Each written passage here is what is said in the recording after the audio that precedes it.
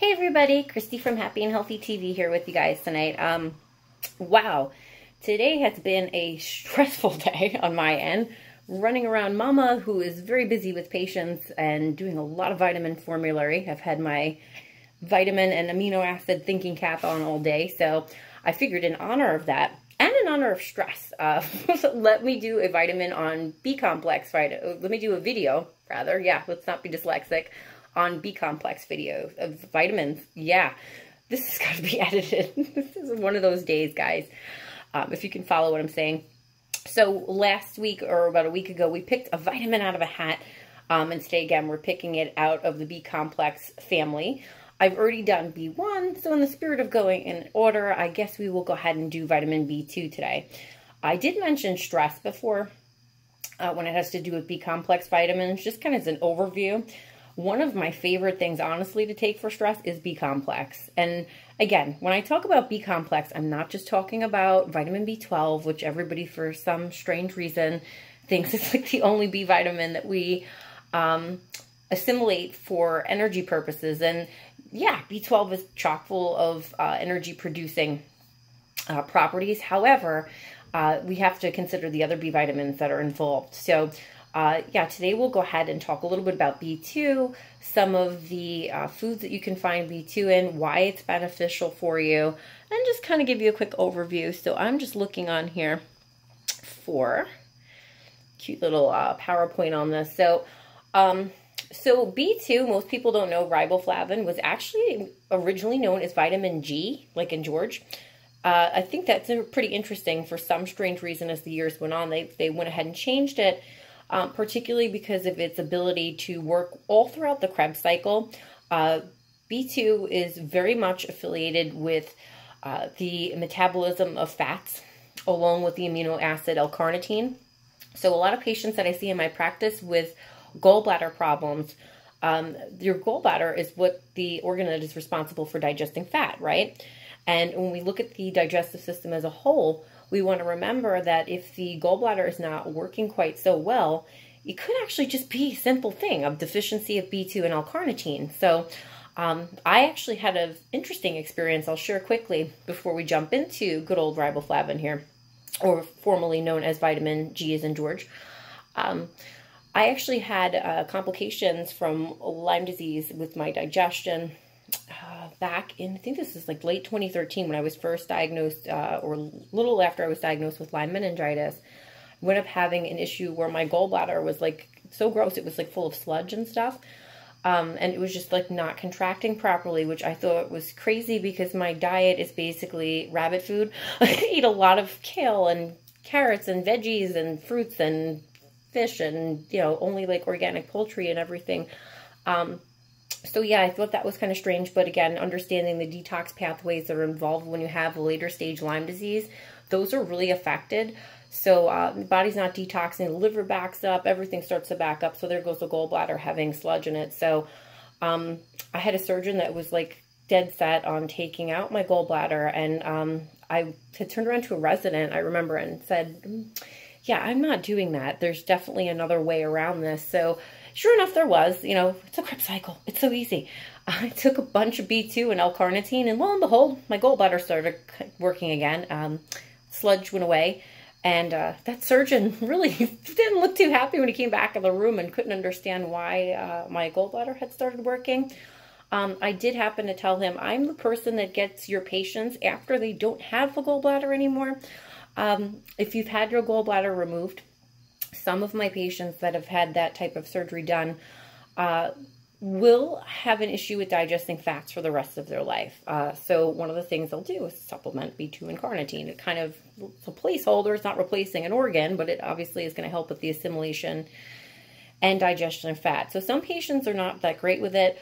I've had some patients where their body adjusts over time, but keeping in mind that is putting stress on the pancreas. Remember, our pancreas makes something called pancreatic digestive enzymes, which I give to a lot of my patients with IBD and with IBS, along with SIBO and other digestive concerns and issues.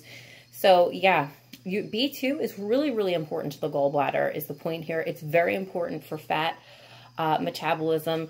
It also activates vitamin B6. So remember, these B complex vitamins, they work synergistically with each other, which is great. And it helps the body with B6 to convert things like turkey or other foods that are high in tryptophan to be able to convert foods into the amino acid tryptophan. What does tryptophan do? Anybody out there with insomnia should know about tryptophan. Anybody out there with anxiety should know about tryptophan.